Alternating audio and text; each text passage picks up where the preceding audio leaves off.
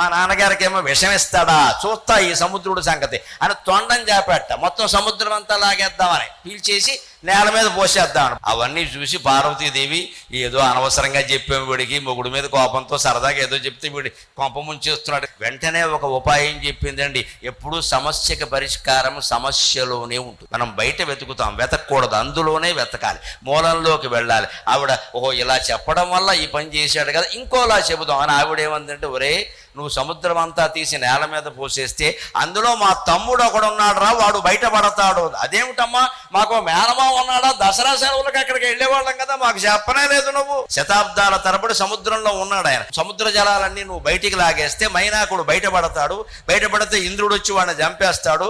నాకు తమ్ముడు లేకుండా చేస్తావా, నీకు మేనమామం లేకుండా చేస్తావా అంట. తల్లిని తండ్రిని బాధ పెట్టే పని నేను ఎప్పుడూ చెయ్యను అని ఆ తొండాన్ని ఉపసంహరించుకున్నట్ట మన